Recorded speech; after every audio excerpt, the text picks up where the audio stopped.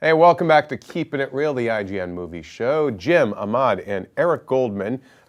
Terry is not in today, and it's all my fault. It's a long story. If you want to know what happened, just tweet at her. She'll tell you. Now I want to know. Yeah, it's actually kind of a mundane story, but it's all my fault. So anyhow, wouldn't you know it, over the weekend, some big news dropped, and it was about Deadpool 2. And some behind-the-scenes stuff that kind of threw a big wrench in that machine. So we want to talk about what happened with Deadpool 2. Mm-hmm. So what did happen? I could say the news, or does somebody else want to jump in? It sounds like there was a disagreement between the parties. Yeah, the parties being Tim the director, Miller. Tim Miller, and the studio and the writing staff and Ryan Reynolds. And it sounds like the studio sided with Ryan Reynolds and the writing staff. Yeah, Tim Miller is out, the director. He is dropped out. It was said to be creative differences, quote unquote, and also said to be amicable. However, there were some follow-up reports from the Wrap and everything that shed some light on the first story, I got to say, of the Wraps was very much like Tim Miller's people obviously getting their story out, and then subsequent stories, you get kind of another side of it. I'm sure everybody has emailed them their version over the course of the days. Now, one of the things was basically, let's start with this before we get into the nitty-gritty. Deadpool 2 losing director Tim Miller. Now, he never had a deal to do Deadpool 2. He did direct the first one. It was his first feature film. Huge hit for a first-time filmmaker. Oh yeah. What do you think? Is Deadpool 2? Did they need Tim Miller? Is the project in trouble without the director of the first movie coming back? I don't think it's in trouble. I'll say this. It was definitely surprising, simply because of what a success the first one was. Mm-hmm. And so it was an easy green light for a second one. Bringing everyone back seemed like a no-brainer too. When you have a movie that is that, just well-received and makes that much money and is that profitable, you just figure, yeah, let's do it again. And there's certainly cases in Hollywood where people that, we might hear don't get along great, still work together. So you do always wonder what happened there. But at the same time, was Deadpool a sort of director vision-oriented success? I would say no, and I don't want to say he didn't do a great job, but at the same time, I don't think it was so distinct. So like, oh, this is Tim Miller's, his thing. I think everyone thought it was a group thing. That Reynolds had obviously been the one who was like pushing forever, and then Miller was certainly integral to the success of the first one. But I feel like they can get someone else who will do a really good job too. Yeah, so. To me, it wasn't like Matthew Vaughn being taken out of like X-Men First Class or a Kingsman movie or something where it's like there is that very distinctive vision. Yeah, I think Tim Miller did a perfectly fine, serviceable job. Right, first-time director, but I did think there was some pedestrian stuff there too, and I'm not trying to sound like a jerk. I'm just saying that there is it wasn't, to me, it wasn't anything that was irreplaceable. No, it doesn't have like a visual. There's nothing about the tone of Deadpool. I know the tone it's all from the sort of meta, the writing side of it. It's like there's nothing visually about it that was like, yes, that is a director that is coming in with a very distinct style. Except for the special effects and the way that they handled the actual fighting sequences and built, because that's where his where he comes from. Yeah. So building out the look of the action sequences is probably his biggest impact in like knowing how are we going to do CG, are we going to do live action, and that kind of thing, and kind of building the stylistic action sequences in that manner. That's probably his biggest contribution as to the style of the film. Now, speaking of the style of the film, that is a perfect segue. Thank you, Ahmad. You know I love my segues. You didn't even mean to, and you gave me one. He rides segways around the office. He loves them so much. So the one report from the Wrap, one follow-up report was that there were differing visions, two different visions for what Deadpool 2 could have been. Tim Miller reportedly wanted a bigger, more stylish movie that, according to some, would have been 3 times more expensive than the first movie, which obviously they made for like $1.25. I don't know, like 10 million or Well, something no, like that. it was like 60 60, million. It was like 58. 58 million. Yeah. Okay, well that's still small. That's still By small. yeah, it's actually by tiny. Hollywood. It's basically it's a budget range that just doesn't exist in Hollywood anymore because either they're spending 5 million or less, or they're spending 100 and more. You know? It's Yeah. like a high horror budget or something. Yeah. Well, that means Deadpool 2, if Tim Miller's vision had won out, he wanted to do a more expansive and stylish, Yeah. big superhero movie, which seems to be exactly the kind of movie that Deadpool 1 was Didn't wanna poking be. fun at and didn't want to be. Yeah. So, but Reynolds and the writers wanted it more like the first one. They wanted something. They didn't want X-Men Origins. the But first also, one. too, if you have profit participation, I'm not saying they do. They did have to renegotiate. They had to Yeah. negotiate a new deal for Reynolds to come back for the sequel, and he got casting approval, and we'll get to that as another facet in why Tim Miller dropped out. But the more expensive your movie gets, the less money you stand to make if you have any sort of profit participation. So, and you see what that first one made, like what, 3 times or more, 5 no, times? yeah, I mean, because it made almost like 800 million, I think, Yeah. worldwide. But also, it's that thing of course, the sequel is going to have a bigger budget than the first. That's just kind of a given, especially because they were so conservative with the budget on the first one. But on the other hand, let's say if Miller's idea was basically about $180 million budget, it's like we're just coming out of a summer where we brought up a lot of movies, Ghostbusters, Star Trek Beyond, that all cost around that and didn't seem like they needed to. These are expensive movies, it's And like they didn't do well. And they didn't do They well didn't do enough. well Yeah, enough, yeah. yes. And even coming off a success like Deadpool, it's like, does Deadpool as a character need almost $200 million? $180 Yeah, yeah. No, Just it it seems really kind of doesn't. the scope of it doesn't. It seems like there's something implicit about that seems wrong almost. That you But would so put on that. I'm just wondering, what was Miller's thinking then in that? For a guy who was integral to making sure that movie got made, and legend has it, look, somebody involved leaked that footage that Yeah. did get that movie made, but. Maybe it was What- a go big or go home. Like, Yeah. okay, I made this smaller superhero Vancouver-based film. Let's try to up the stakes and make a larger film, maybe akin to the X-Men films or something like Yeah. that. And that's clearly not the movie the original was trying to be. Right. Yeah. So we're curious, what do you guys think? Do you think Deadpool needs to be in a giant, big Avengers level movie, or is he fine in what you got the first time and just maybe a little bit more of it?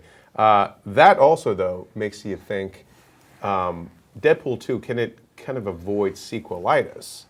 Where you do kind of just repeat yourself in the sequel, or do you go sort of the 22 Jump Street route and you completely acknowledge you get very meta and acknowledge all the sequelitis tropes? I think it's got to be the latter, and I think they've even almost acknowledged it's going to be. I think they've talked about that and said, of course, we're going to acknowledge being part 2, being part of a franchise, because I was thinking of 22 Jump Street before you said it, because that's such a great sequel. This is how close we are. That made it, that was, and the rare great comedy sequel that acknowledged so much being a formula comedy sequel. So Yeah. I think Deadpool 2, by his very nature, the meta nature, he talks to the audience, he's aware he's in a movie.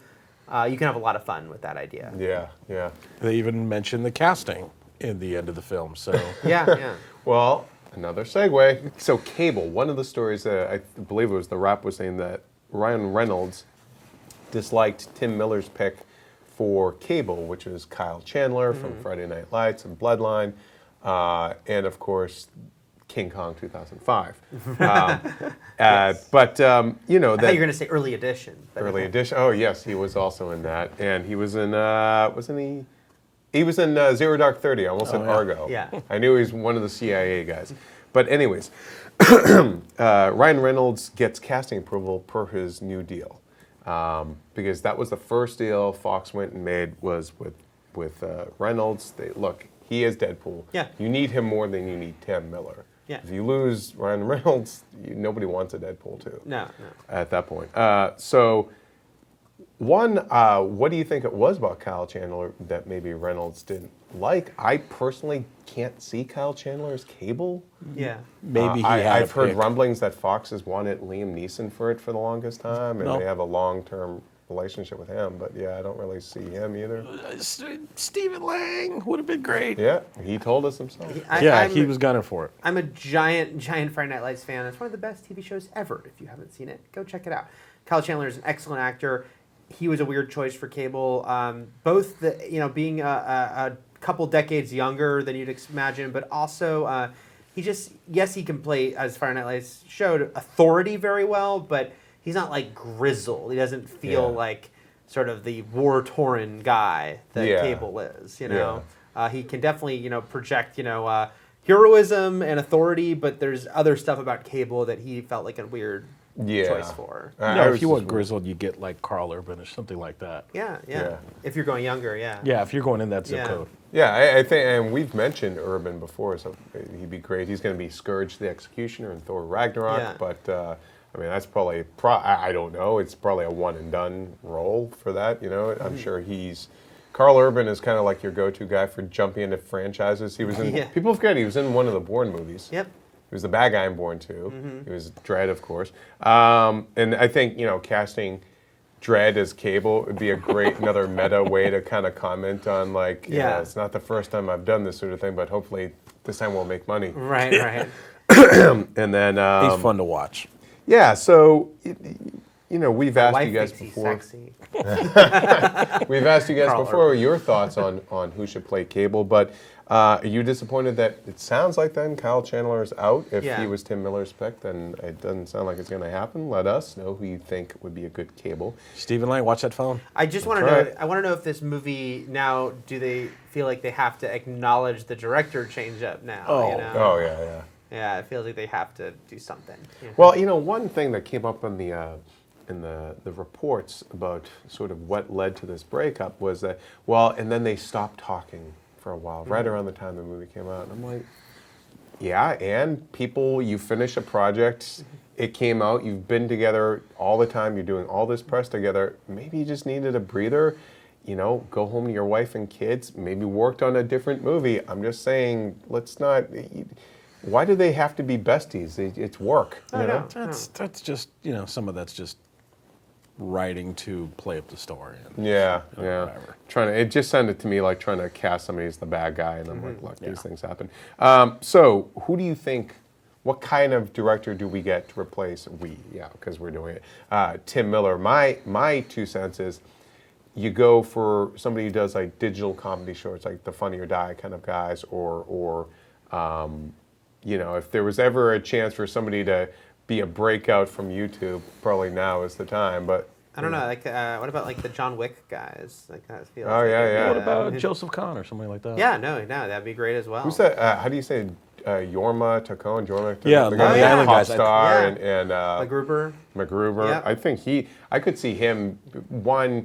He has that action sensibility. You've seen his other movies, and the meta stuff too. So I feel like he'd be kind of great. I mean, don't forget, it's like again, it's went so quickly from the Russos being like, "What, you hired TV comedy guys to do Captain America?" To like, they're awesome. And that was the thing, is like Community let them do, action stuff and a lot of different things. And a G.I. Joe episode. Yeah, and someone like Jorma, however you say, I think it's Jorma. Yeah. But same thing, it's like, yes, he does comedic slant stuff but a lot of big action, and Deadpool is a comedy and an action. Yeah. And you have a first AD to help you with that kind of stuff. Right.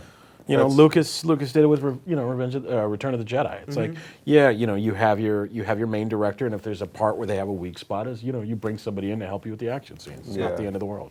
So let's hear your guys' thoughts. Who do you want? And please don't say Quentin Tarantino. I saw that fan petition. That's ridiculous. Don't do that. It's never going to happen. It will never happen. Happening, guys. Yeah, and Dan Harmon probably not going to do it either. No, so not going to direct it. That'd be weird since he's never directed. But I know there were rumblings of that. So let us know. Rumbling. What do you think? And do you like our picks? Let us know. So we're going to move on to a topic we'll talk at much more length about next week. In fact, we might even do a spoiler cast next week, all about Doctor Strange. Now, of the three of us, only two of us have seen it. You're the unlucky Malcolm in the middle here who's not yet seen Doctor Strange. So we're not going to talk about, we're not talking about spoilers, but we will talk a little bit about, and having just spoken about Deadpool, Doctor Strange. One, Eric, you reviewed the movie for us. The review is live on the site. One of sort of the general complaints people have had is that yet another superhero origin story, and that it follows a lot of familiar beats. Deadpool, also an origin story, even though the timeline of it was a little bit more non-linear in how they did it. What do you think? Is there valid criticism there in Doctor Strange being an origin story? Could we have introduced Doctor Strange without necessarily making his origin the centerpiece of that? What if I said there was no valid criticism there, therefore destroying my own review? I will say that, while I stand by my review saying it feels like a sort of a bit overly familiar at this point, that's not to say you can't make a good origin story still. And there is something intrinsically appealing about the origin story. You know, it's always, even though there are familiar beats of like, I can do this amazing thing and I'm trying it out and now I'm getting better, there's something that's always fun about that. Yeah. I do think with, some of these big superhero movies, it just feels a little overly familiar because there's a certain kind of arc, and Strange in particular, there couldn't help but be echoes of some specific superheroes with like what his path was. Even going in, even before any of us saw it, we kind of knew there's going to be some similarities to Iron Man because it's the arrogant, well-off, brilliant guy who has his comeuppance and builds himself back up. In the Far East, no. More powerful. But Bruce that doesn't Wayne. mean you can't still make a good origin movie. But I'm glad you brought up Deadpool because I think maybe it does have to do some things with even whether it's messing with the order of things or maybe the way you present it.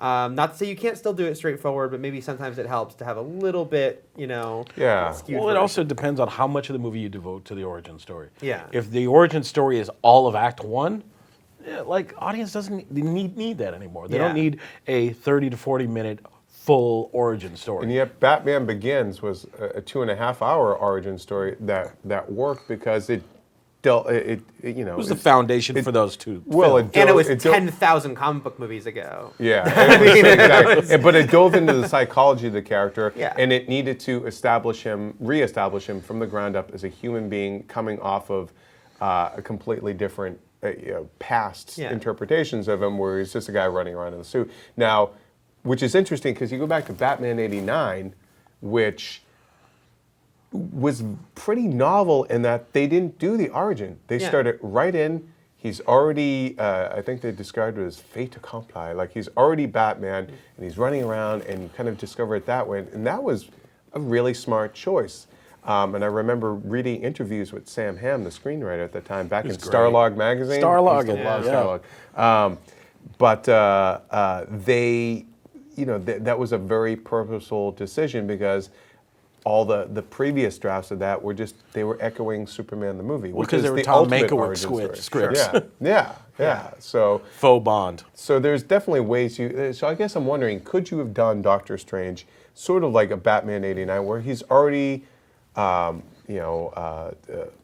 Strange the Sorcerer, and there are like some sort of flashes to how he became that way. Well, what about the way that Marvel handled it with the second Hulk movie, where they basically did your origin story during this credit sequence and called it a day? I was like, you know how he became the Hulk. Now it's different because you don't know Doctor Strange, but you can And speed also, through that stuff. I think there's something very specific about Doctor Strange of going from being a worldly person, materialistic, believing in science that there's nothing, I don't believe in chakras, all that, to somebody who becomes spiritual like that. Right. And I've said before on the show, like that's an important arc, but I do wonder if there was a way to tell that in a story that didn't feel quite as conventional. Yeah, it's interesting because, and again, I genuinely liked Doctor Strange. Yeah, I did too. I gave it a 7.7 out of 10, and I had a good time with it. I will see it again.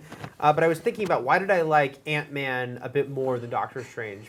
And Ant-Man is an origin story, but I felt like there was enough differences both by having it be a legacy character, so he's not the first Ant-Man. Yeah. He's the criminal who's really hired to commit a crime initially. There was enough of a slightly different tone to it that it didn't feel quite as this is your destiny, you know. It was a about layer it. of origin on top of a heist movie. Yeah. And plus, and having it be like there was another Ant-Man, Yeah. and just so it didn't quite. Funny you should mention Ant-Man, because just to circle back to Deadpool 2 real quick, look, that movie, Star Trek Beyond, there are a lot of movies that have lost their director pretty late in the game. Deadpool 2, we should point out, it doesn't have a firm release date. There was kind of a release date floating around out there for an unspecified Marvel Fox movie, but it's not like they were about to start shooting and the thing fell through. fine. So I think it'll be okay. Oh, yeah. But like, they got Black Panther's origin basically out of the way in Yes. Civil War, and that was fine. And then Captain Marvel, I'm sure we'll meet Carol Danvers in Infinity War, but how much will her movie be an origin story? Right. I feel like they might have said that hers will be more of a origin story but certainly Panther and Spider-Man. Now, Spider-Man, of course, they have the benefit of his origin having been told twice. Quite vividly. Will they go full Martha this though and just millennia. show Uncle Ben dying every Millennium. time that Spider-Man comes on screen? Yes, yeah. Okay. I mean, I'm sure that movie's going to deal with his origin. But he's already Spider-Man, so it doesn't have to be like you said, it doesn't have to be here's the first act of the movie is like telling all that. Yeah. Is Electro's mom named Martha? I'm just going to find out. We used to have a bell. That's when I would have rung Oh it. yeah, the bell, the Buffy bell. I know. All right, well, let's move on from origins, but tell us, what do you think? Do we need origin stories, pros, cons? Let us know what you thought about what we had to say. Look, something broke, curse of the podcast, as always, broke last week, right after we recorded this. Eric and I did a conversation about it at that time, but to acknowledge it here and keeping it real, Donald Glover is our new Lando Calrissian. He's going to be in the young Han Solo movie. Real quick reaction, Ahmad and then Eric again. What do you think about Glover as Lando? Perfect. Perfect. It's right? fine. He has charm. He has charisma. He can, I mean, we haven't seen him do action, but who cares? He'll figure it out. Yeah. It's not like Lando. I mean, he sat behind the controls, he shot a few times and then got strangled. Like, Yeah, that was, did some or actually piloting. he got strangled, then he shot a few times. Yeah. Yeah. I think it'll be fine. It'll be interesting to see the chemistry, and he's always good to watch. And then Eric. I would say he did do action on Community because Community had everything. Oh, the zombie episode. That's right. But then the paintball. Yeah. No, he's great. Love Donald Glover. I love the choice. I told you when we did that other combo, I kind of thought he might not do it just because he's a quirky guy who might not, at the end of the day decide he wanted to do something that huge. But he obviously couldn't say no to Star Wars, and who could blame him? There's that great picture making the rounds of him, like a high school picture wearing a Star Wars shirt. Now he's Lando. Funny guy, likable guy, has charisma. Did his mom just tell him to don't screw it up or something? Don't screw up Lando for he was on like Ellen. Oh, really? And telling the story, and I didn't see think that, his that's mother said something like, "Don't screw this up." So. And I don't think he will. And as I said on that other video, it's like I know that I understand the skepticism about even doing a young Han movie. But Lord and Miller, give me faith. I have faith in the Lord and the Miller, based on their track record. And he's another reason now I feel to be pretty happy about this movie. Do you think, are we going to look at a franchise now of young Han and young Lando and whomever else in young Chewie, I guess, or younger Chewie? That was pretty good. Or is this a one and done? I mean, we mentioned this a little. It's like they signed. I can't remember what's the guy playing. Alden Ehrenreich? We heard that he signed for 3 movies. Currently, I'm guessing that's a safety net.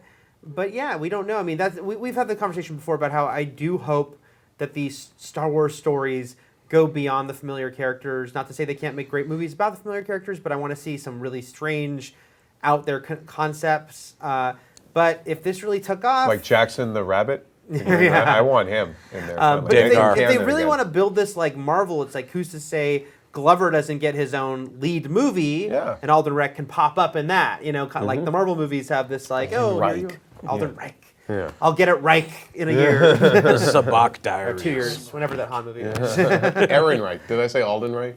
Alden Ehrenreich. Tom is correcting That us off guy. camera. Yeah, That guy. thank you. Right. Yeah, if it makes money, there will be more. That's the general rule. Very likely. So the Uncharted movie, back in the news. Sean Levy, who is the director of the Night at the Museum movies, Real Steel, and directed some of Stranger Things, is the latest director reportedly attached to this movie. It's over at Sony. one, do you think this movie is actually going to happen, and what do you think about Sean Levy directing it? Ahmad, let's start with you. I think this movie only happens if Assassin's Creed does well. Yeah. If Assassin's Creed doesn't do well, it's going to be crickets over there. If it does, if it does well, then you'll see we've got a screenwriter and we've got a cast and that kind of stuff. Yeah. But if it doesn't, it's just they're going to take the sign off the door. Well, I should say Joe Carnahan is scripting Okay. it, and he is he's directed a bunch of things like Narc and The Gray and all The that. Blacklist, he worked on that as well. Yeah, he's done. He's probably the right he's guy a for the fun job. Yeah. Goldman, what do you think? Yeah, I'm also very skeptical because it's just one of those movies like the new Crow movie where it just and like once a year it burbles up in the news and something's happening with it and then it Poof. never actually comes to Yeah. fruition. I do think Assassin's Creed there'll be all eyes on again because once again it's probably the biggest deal live action video game movie in quite a while as far as they're really trying to make it an event. Yeah. But if it falls flat, I could see them being like, oh, maybe we don't. Yeah, but this is Sony push forward. IP, so why wouldn't they want to explore it? I mean, do they go, and I think we've mentioned this in past ones, Sony Screen Gems, they do the Resident Evil movies, so do you... And Underworld. And Underworld, but like particularly for their Game. one video Yeah. game franchise, they do it on a specific budget. Yes. And they make money, and they're not like big stars, so maybe does Uncharted go that route? If Assassin's Creed doesn't turn a profit, and it's big question mark, we'll see. Do you scale it down then? Do you do Uncharted movies that way and basically turn them into Resident Evil, but without instead of horror, you throw in just more action stuff? Right. I don't know. It seems like they've always framed this as a big tier tentpole film. Yeah. I can't imagine them going small with it. I just feel like too, we've had so many kind of Raiders wannabe movies, like the National Treasure movies. Like, how does this one, Romancing the besides Stone. having the name Uncharted on there, how does this? What differentiates this? you know? It's been a while since we've had a National Treasure movie. Yeah. And this is more of an action. Those are more mysteries, thriller, like globe-trotting, like almost more like the Da Vinci Code. this is in we'll between. talk about Yes, later. this is in between that and like a Tomb Raider, where there's an action Yeah. and there's kind of a search element. It's just weird because it's like because there's been so many difficulties having truly successful video game movies. Resident Evil is the only one to be turned into a long-running franchise. It's the highest-grossing video game movie Yeah, franchise. very few would even I think Mortal Kombat. Paul Thomas Anderson has the only one who gets sequels, I guess. And Paul W.S. Anderson. That's Yeah. right. Not that's right. Yeah, and the I director did of Boogie I did a Nights. classic script, and then I guess Tomb Raider. There was two of those, but could they make it a lower budget thing? And they could. I think they want it to be a huge event movie, but I do. That's why it goes back to I think how Assassin's Creed does, kind of make them look it okay. Even though there's a lot of differences, but there's enough similarities, I think that they would see the success of that. And I just want to throw this out there because I know the internet will have an opinion on what I'm just throwing out there. But he did work.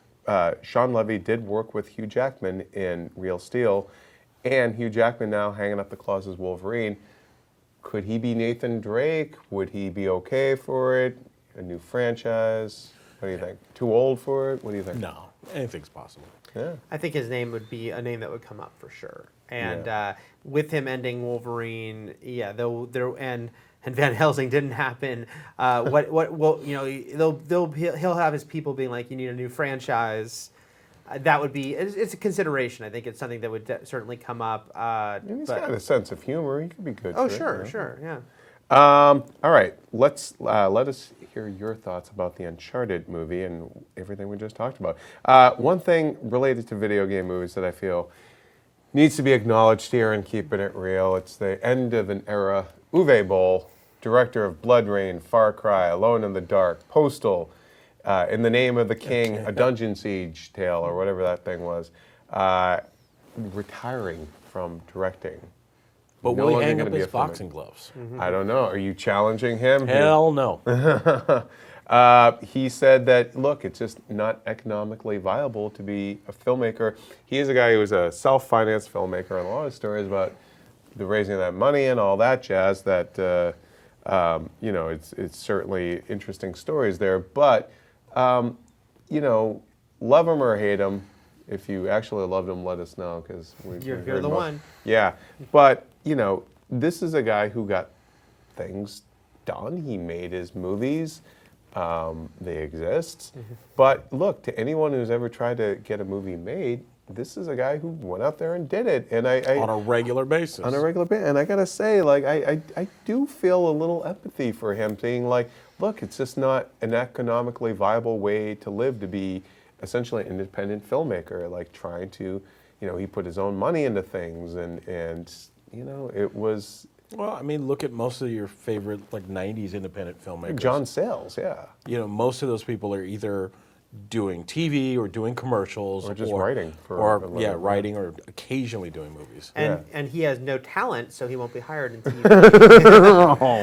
Oh, you went right for the. You were like, Right. screw it, I'm all in. I was gonna be like, we salute you in your efforts. No, I just gotta say, like, I guess a little sympathy for the devil there in that regard of like, look, man, it's a tough nut to crack, the film business, and nobody sets out to make a bad movie. Nobody. I do wonder though, tunnel rats. I mean, I'm just kidding. I was saying, when Jim was saying this earlier, though, it's like, wow, it sounds like he's like the modern day Ed Wood, and maybe there can be a movie about him one day. Yeah. Man, Directed by Uwe Boll. That's Yeah. right. There you go. Bowl on Starring, let's move on. Cloverfield 3. Now, a little surprise news dropping that this J.J. Abrams produced science fiction thriller called The God Particle is actually Cloverfield 3. Now, what's interesting is from, I think, 2012, when this project first popped up, it's set mostly in space. And it's kind of got like a gravity vibe to it. And the cast is great because I get to say the name of one of the actresses whose name I love to say, Gugu Mbatha. I love saying Gugu. Gugu Mbatha, David Oyelowo, Daniel Bruhl, Baron Zemo himself, Chris O'Dowd, Elizabeth Debicki, and then an actress, forgive me, whose name I am going to slaughter, Jia Zhang, I think. I'm sorry. It's Gugu from Undercovers, right? With J.J. Abrams. Gugu Mbatha. Reuniting. Yeah, and she was Black in. Mirror right now. She's on Black Mirror, yeah. And then Elizabeth Debicki is the villainess in Guardians 2. And then David Oyelowo has been in like everything. It's on Rebels. Yeah, he's Agent Yeah. Callus. Yes. He was Selma in Rise of the Planet of the Apes, and wasn't he in Red Tails? Yes. think Yeah. And then Daniel Bruhl and Chris O'Dowd all in there. So that Baron comes Zemo. out just this February. Yeah. Now let's. I mean, I'm a little sad because I'm guessing that was it the Rap who broke this? Or Variety? I think so. Whoever I forget. broke it, I'm guessing beat them We'll fix to it. the surprise trailer reveal that there was a new Cloverfield Yeah, movie. yeah. Yeah, I you know know. what? JJ's so good at security, and I'm always sad when news about his stuff leaks before he can present it. 'Cause Yeah. Usually the presentation is it's usually worth the wait. Oh yeah, But, the okay, night that the 10 Cloverfield Lane trailer broke, it was like, what? Because they didn't put it online. What was the Michael Bay movie that they put it out with? Oh, 13 hours. Yeah, so it was like people Was were it even in the same people realm were of- seeing 13 hours, and there was like these weird reports, and then there was like the shaky cam video Yeah. from the theater. It was perfect. Like, Yeah, yeah. The fact that he was still able to do that in 2016 was Yeah. remarkable. Well, maybe, I don't know. Do you think this is a different thing? Maybe they look at like, okay, you can get away with that once, because then Blair Witch tried to do the same thing. Yeah. And that flopped.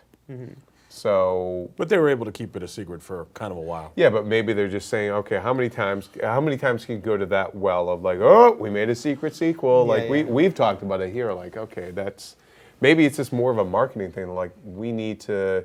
There are other things. We were looking at the February release slate, Yeah. and it's kind of a full month. I mean, Dark busy. Tower's coming out there. Maybe you don't. Maybe you do want to just lay the groundwork early Right. and let people know there is this franchise thing that is coming your way and all that. But I just want to know, it's interesting because 10 Cloverfield Lane, when I first saw it, I felt like if you wanted, you could say it's taking place in the same world as Cloverfield, but then a lot of people are saying, oh, it's not, and it's completely disconnected, and you have to treat it as an anthology, and that's what people were saying about this third one, but then Abrams has made insinuations, I can say words, that there would be a movie that would kind of really tie them together more directly. So I'm curious what they are looking at as far as, is this just an anthology thing? Cloverfield is just kind of a branding thing, or is there going to have be to be a tied together? I bringing kind it of like the together? Twilight Zone idea of just like, Weird well, Twilight stories. Zone itself is just everything But weird I happens. really in want to this one, see yeah. Mary Elizabeth Winstead return because she was so awesome in 10 Cloverfield was. Lane. So that's my main thing. They said it had to do with the Earth disappearing, and maybe they transported them somewhere else where they were Yeah, supposed to. yeah. Now It's like somehow. Fringe, and there's multiple Earths. And Yeah. What? Yeah. Real quick, throw out a couple of things here. Some new Pixar release dates. Toy Story 4 being pushed from June 15th, 2018 to June 21st, 2019. But good news, Incredibles 2 is ahead of schedule, and that will now open up where Toy Story 4 was supposed to be. So that's coming out June 15th, 2018. But don't worry, Cars 3 is still coming out June 16th, 2017. That's soon. That was a Wow. little sarcasm. I'm sorry. What? Not a Tiny big bit. Cars fan. Fantastic Beasts, tracking at a $75 million opening, which is not exactly Harry Potter level money. It's a little less than what Order of the Phoenix opened to, $77.1 million. What do you think? Shouldn't that be kind of expected, though? You're trying to it's play in not. Harry Potter's sandbox, but without It's Harry not Potter. Harry Yeah. Potter. I mean, ultimately, yeah, they can't make The expectation can't be. Yeah, the expectations can't be there. This is not Harry Potter 9, and yeah, it'll all sort of it'll still have a very nice opening, and then if it's well received, that's what they're hoping for, and they can hopefully have launched a very successful new franchise. But I don't think it's realistic for anyone to expect it to have a Potter-sized opening weekend. No, you have to build it. You have Yeah. to build that franchise. Yeah. All right, so speaking of opening weekends and franchises and all that jazz, you know what's opening up this weekend is Inferno. X-Men Inferno. Yes, that's right. Now, Goblin Queen? we've both seen Inferno. I've seen all three of those Da Vinci Code movies. I think I reviewed one of them. I forgot. But it just, to me, seems like the last franchise that will ever star a man who's almost 60 years old. Like, I just don't see that, like, happening again. Which kind of, Liam like... Neeson. We're getting actually, Indiana he's Jones retiring, 5. right? Yeah. Well, yeah, but he'll of course be paired with it. Yeah. Because the next book in the Robert Langdon series from Dan Brown is called Origin, and even Dan Brown's like, ooh, I'm sure he's Chris like, Pine. yeah, exactly, right? Yeah, it has. Although, that trick hasn't worked either because they tried it twice with Ben Affleck, Chris Pine, and now John Krasinski on Yeah. TV. So we'll see what The happens. Affleck one was good. Yeah, a lot of people don't like Some that of one. All Fears I was don't. great. Yeah. Now, so Inferno, though, Eric, I want you to tell the people.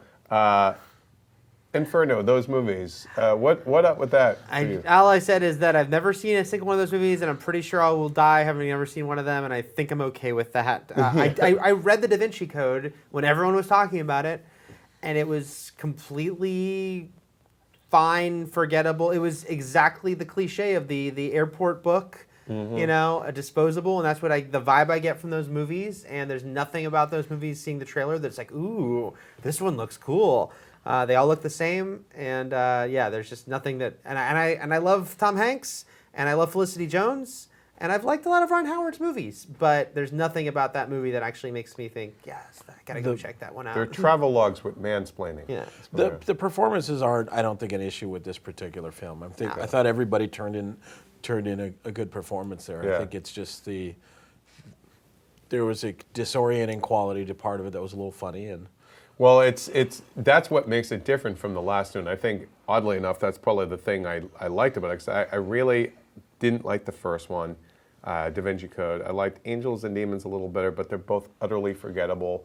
I feel like is the point of these movies is that the Renaissance will destroy the world one day. Like why you can't have nice things basically. Like all that art that you love, and also like the completely ridiculous, overly complicated trail of clues that somebody would leave. Like, just leave a Post-it and say, Send send an somebody email, a man. text message. Yeah. I think maybe if this turns into a launching pad for an Irfan Khan solo Bourne style series, I'm Yeah, in. he is one of the best things about that movie. Is Irfan Khan? You guys might know him from Jurassic World, Amazing Namesake. Spider-Man. Amazing Spider-Man, and then he's Life of Pi. Yeah. He's a huge star in Bollywood, but cool actor, and he plays this kind of like mercenary agent kind of guy in Inferno. Businessy.